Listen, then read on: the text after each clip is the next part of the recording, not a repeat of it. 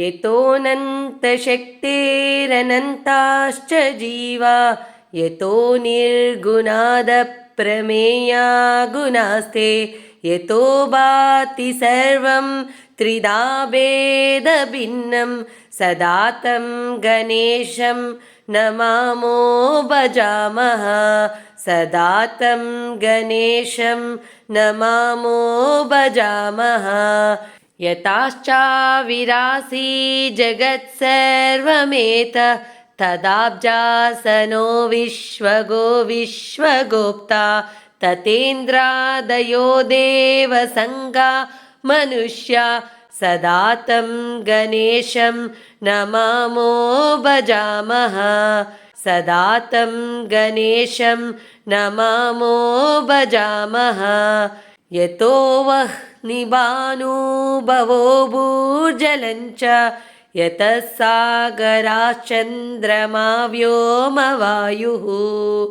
यतस्तावरा जङ्गमा वृक्षसङ्गाः सदा तं गणेशं नमामो भजामः सदा तं गणेशं नमामो भजामः यतो दानवा किन्नरा यक्षसङ्गा यतश्चारणा वारणाश्वापदाश्च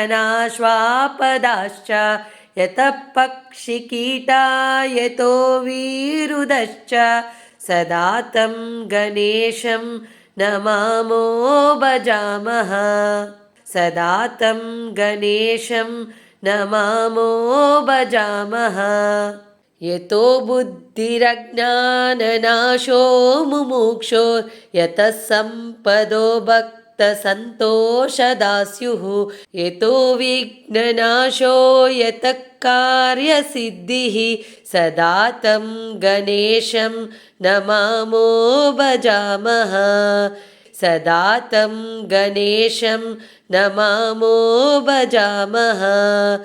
यतः पुत्रसम्पद्यतो वाञ्छितार्थो यतो भक्तविघ्नास्तथानेकरूपा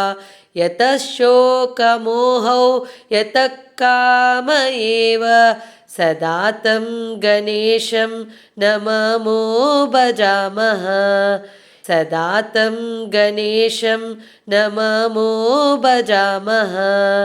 यतोऽनन्तशक्तिसशेषो बभूव